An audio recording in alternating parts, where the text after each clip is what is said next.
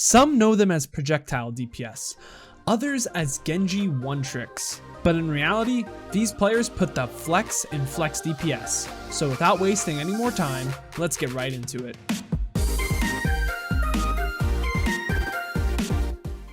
I know my last guide missed the mark to the general public. I just want to remind you guys that this series is directed towards your mastery of how your role fits within an organized team environment, and not just mastering your individual role. Understanding how to communicate as a DPS is really important and a detail that many people missed.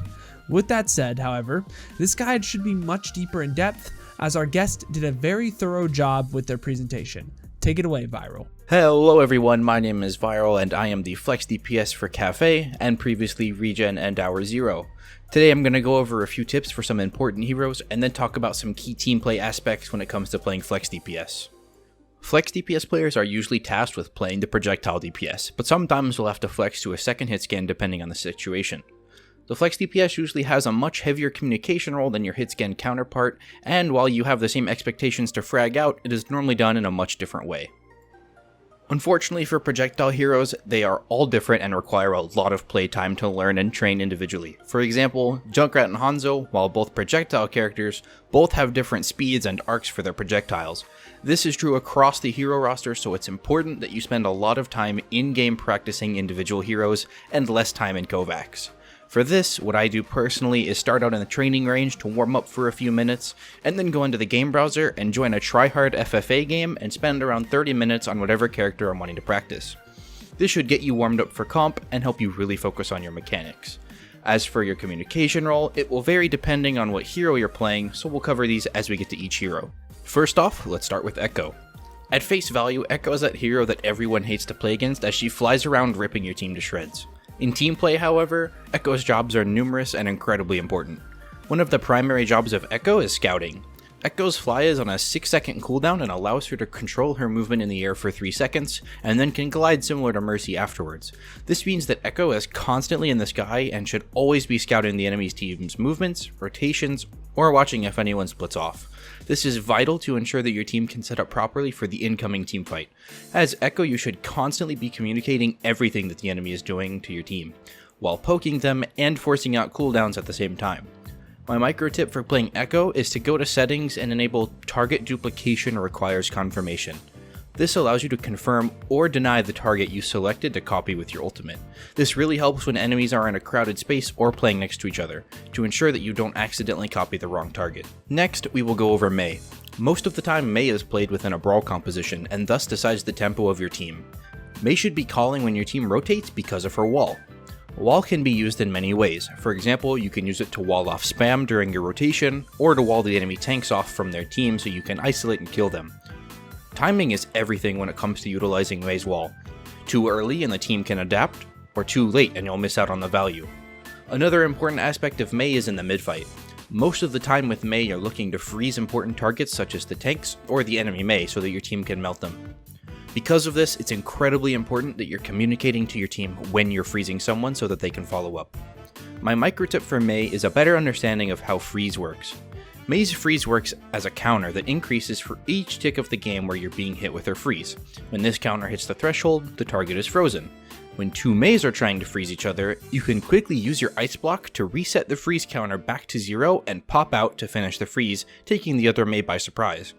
This is especially useful when the other Mei begins to freeze you first and you know that you're going to lose the freeze race. Next up is Sombra. Sombra is an incredibly complex hero, and honestly you could write a novel on how to play her properly, so for the sake of time in this video, I'll try to just hit a few key points. Above all else, Sombra is your main shot caller when she's run in team play. She's the one who's invisible and can see everything. Because of this, you have to communicate constantly. As Sombra, you should be telling your team where the enemy is set up, where they're rotating to, and when your team can look to engage, usually off of a hack. The next key part of playing Sombra is hack priority. This will change given the meta and team composition, but at the moment the primary composition with Sombra is with Winston Zarya. In the neutral fight, there are two main targets you should look for. The first is the enemy DPS, preferably the hit scan if possible. A hack on Tracer is a free kill for your team and almost guarantees the fight win. The second priority in most situations is the off tank. Denying a Zarya bubble or defense matrix means that your team can burst down the main tank or any other vulnerable target, winning you the fight. The last thing I'll touch on is how to play around the enemy Sombra. In the neutral, it's a race to build the first EMP. You need to look for a key hack or farm tanks for ult charge as much as possible. After the neutral fight, if you gain point control, you want to try and take health pack control in enemy territory or in key areas where you're more likely to have a team fight. After you do this, immediately get set up to be able to hit the enemy team fast, and you want to linger around where your tanks are going to engage so you are there with hack or EMP ready. On the other side, if you lose the neutral fight and you have to retake, your job is slightly different. It's a good idea to go ahead of your team and scout the enemy setup before your team walks forward so that they don't die without you. During this time, you're feeding information about the enemy to your team whilst you're looking for the enemy Sombra's translocator. Destroying this and then entering the fight with a hack or EMP and your team engaging means that their Sombra has no escape and you have a higher chance of winning the fight. Being set up for a fight, getting key hacks, rotating EMP with other ultimates, and hunting the enemy Sombra are all just a fraction of Sombra's gameplay, but to save time, I'll cut there. Up next is the first half of the Shimada Bros, Hanzo. Luckily, Hanzo's gameplay is a lot more straightforward than Sombra's. One of the biggest pieces of advice I can give for Hanzo is how to correctly use Sonic Arrow. Sonic Arrow should be used exclusively to keep your flanks and off angles in check. Since you can already see who's main, there's no reason for you to put your Sonic there. One of the most important aspects of Sonic Arrow is that it reveals the enemies for your teammates as well, and giving your team positional information is very important and can lead to game-winning plays. Next is Storm Arrow. Storm Arrow is a great shield breaker, especially given the recent buff. Using Storm Arrow to burst down shields or burn a tank is great, but it can also be effectively used in a close-up 1v1. Normally Hanzo shoots quite slow and you're reliant on hitting that one headshot, but popping Storm Arrow and bursting someone down is an effective way to get a pick and escape with your life.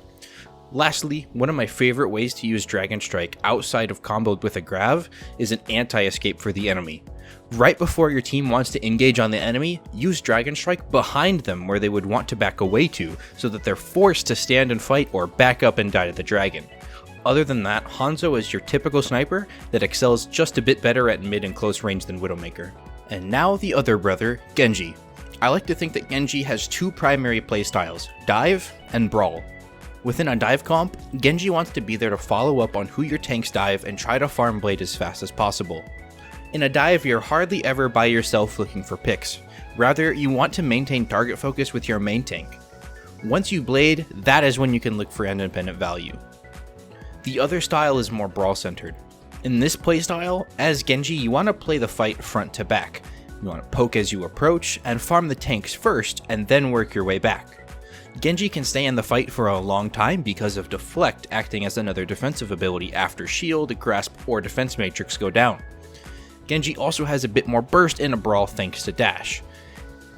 Dragon Blades in a brawl should also be used front to back. Oftentimes, if you try to dive backline with your blade in a brawl, you'll get blown up because of the amount of sustain and resources that the enemy has. However, if you blade the people in the front of the fight and help your team push, then you'll more than likely win the fight. My micro tip for Genji is saving your second jump for when you go to blade. Usually when you blade, you jump and dash, then pull out blade and look to dash on someone.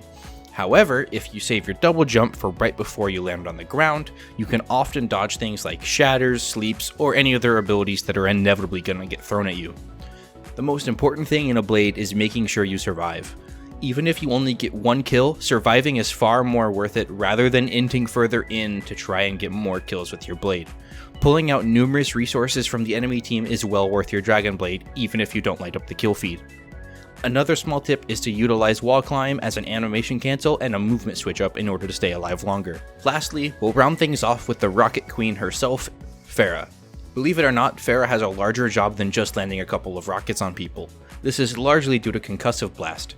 Conk, as I'll call it, is an incredibly versatile ability that has many uses, and I'll try to cover most of the big ones now. Firstly, propelling yourself. Conking off a wall or building is a great way to give yourself some horizontal mobility and get over top of someone where it's much more difficult for them to shoot you. Another good use of conk is to control an enemy's movement. If you conk an enemy on the ground, it essentially gives you a free shot because you can shoot your rocket where they will land, giving you that direct hit. On a similar note, you can use conk to look for environmental kills by blasting people off the map. Pharah has a ton of micro tips that can really elevate your play. For example, learning to consistently rocket jump. To do this, look at the ground, shoot a rocket, jump, and use your shift all at the same time. This should send you incredibly high into the air and will allow you to maintain airtime for longer. Another thing that allows you to stay on the air longer is hugging walls and shooting them to bounce yourself up a little bit without using any fuel.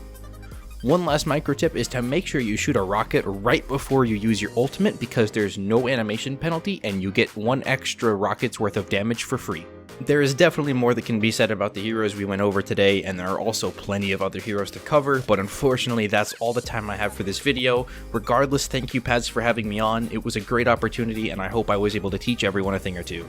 If you have any questions or want to get connected, my Twitter is @VyrulOW, or you can follow me on Twitch at twitch.tv/VyrulOW. Thank you to Vyrul for helping out with today's video, as well as everyone else that has helped with the series. Big thanks to Gar for helping out with recording all of my videos as well. But most of all, thanks to all of you for watching this entire series, giving me feedback, and for supporting my content as it evolves. Vyrul Socials will be down below. If you did enjoy the video, give it a like and consider subscribing. I also stream every Monday, Wednesday, and Friday at 4 p.m. EST if you have any further questions. But until next time, guys, I've got to peace out and Paz out. I'll see you in the next one.